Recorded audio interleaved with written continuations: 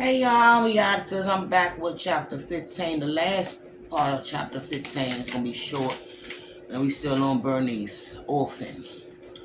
Mr. Winston leaned against the wall and eyed Bernice gratefully. "Thank you for helping us," he said. "I wish I could do more," she said. Then she had an idea. Following the chubby man with the birthmark down the shadowy hallway of St. Vincent Orphan Asylum, Bernice couldn't help thinking about how easy it had been to conceive Mother Joe to give her a baby. All it had taken was a piece of paper with the name and address of the adoptive parents, and her reassurance that they were a suitable family of high moral standings.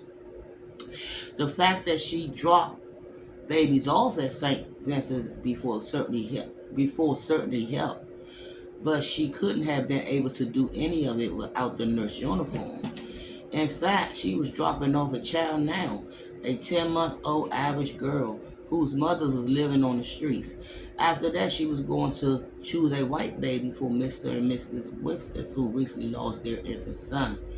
It was the first time she'd been taken to the baby ward, and when she entered, she slowed, shocked to see, rolled out the row of white cribs in the high ceiling rooms. Babies of all ages filled every mattress, napping, whining, drinking bottles, sucking thumbs, and cuddling in blankets. She stopped at the first crib, her hand on her hammering heart. A newborn squatted in cotton gauze laid on his back, blinking up at her.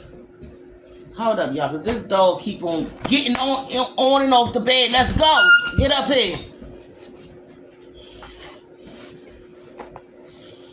Okay. Where I was at? Okay. On his back, blinking up at her, his velvety pink mouth in a tiny O. He reminded her of Wallace and the twins. The Irish girl on her hip peeped into the crib too. "Baba," she said. Bernice wanted to scoop the baby boy up and take him home with her, but she couldn't. She already had her hands full with the twins. Plus, she was here to look for a baby for Mr. and Mrs. Winston. Maybe he could be their new son. Noticing she stopped, the chubby man turned to look at her. "The Lord has blessed that little one," she said. "His new family is picking him up tomorrow." "How wonderful," Bernice said. "Will he be staying in the city?" "Yes," the nun said. "In a lovely big house with two big sisters." Bernice smiled.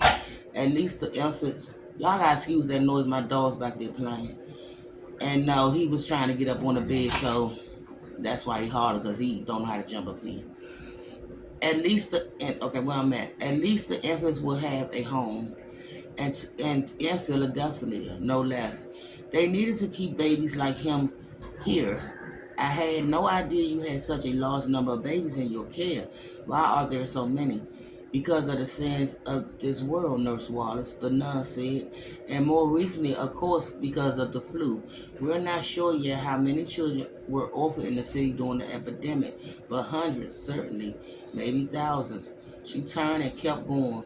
Bernice followed, thinking again about how grateful she was that Wallace would never have to live without her. At the other end of the baby ward, a pale girl stood folding diapers while another rocked and fed an infant. Bernice swore up under her breath she recognized the girl in the rocking chair. Was there no escaping Pia Lange? And I'll be back with chapter 16. Y'all enjoy the rest of y'all weekend. And we almost, not quite, but we almost getting through this book. And thank y'all for supporting and rocking with me with my craziness. Now y'all really getting to see how I am with the animals, my children. And then one day I go live and let y'all and reintroduce myself, since I done gained a lot of followers by me reading these books and doing my zodiacs. I appreciate y'all. Have a nice holiday. And yeah, bye my reactors.